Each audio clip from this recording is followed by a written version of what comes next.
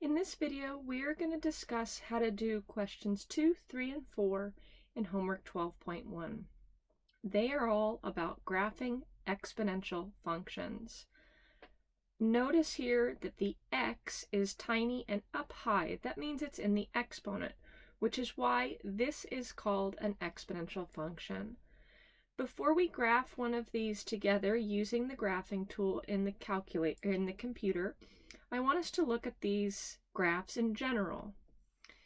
So here I'm on Desmos, D-E-S-M-O-S, which is a free graphing calculator, and I've typed in y equals b to the x, and I'm letting b be a slider. So right now I have b being 0.01, right? This is y equals, right? You see how they're the same. The slider just enables me to look at a bunch of different exponential graphs in succession. So what I'm going to do right now is I'm just going to play around with this slider, and I want you to see if there's any observations about the shape of this graph that you can make. So here we go. So here b is a fraction, a proper fraction. Still a proper fraction, right? A number between 0 and 1. And then, when b is a number greater than 1, look at what the shape looks like. All right? So when b is a number greater than 1, the shapes generally look like this. We'll describe them more, but they generally look like this. And when b is a proper fraction, a number between 0 and 1, the shapes look like this. Okay, one thing that you might have noticed is that when x is 0, b to the 0 is 1. So the point 0, 1 is on all of these graphs, where y is equal to a number raised to the exponent. Okay? And when b is a proper fraction, this is called exponential decay, right? Like let's have b at a half. That's the graph of y equals 1/2 to the x. That's like me taking, you wouldn't be happy, but this is like me taking half of your money each and every day. This is what's going on to your money. It's coming down fairly quickly, right? When b is a number greater than 1,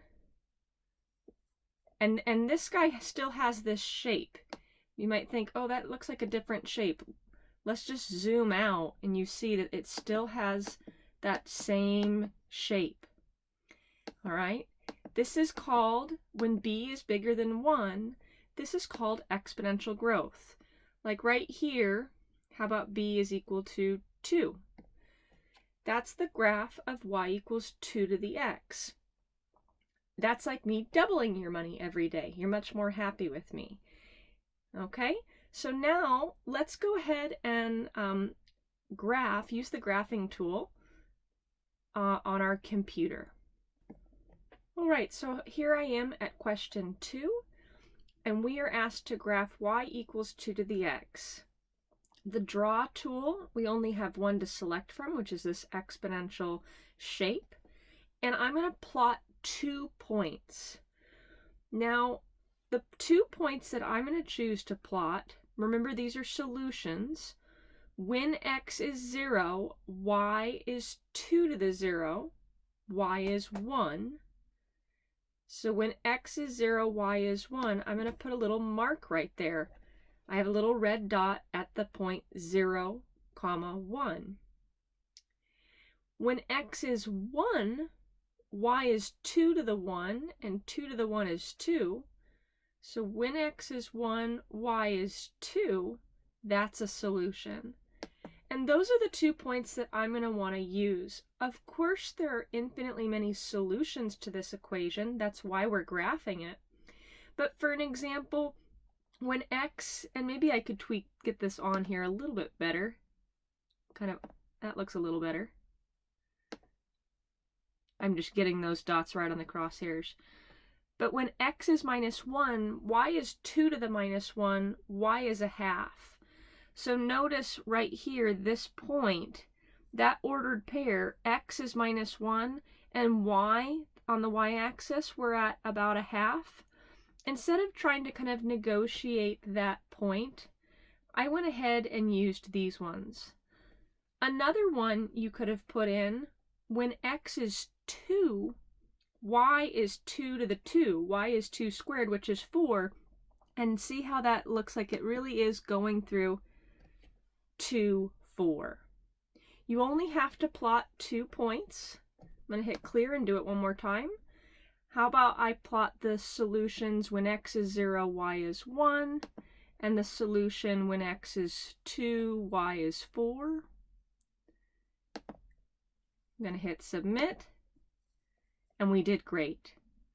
Okay, question 3 is having you choose which answer. If you thought it was this graph, you'd be clicking the button down there.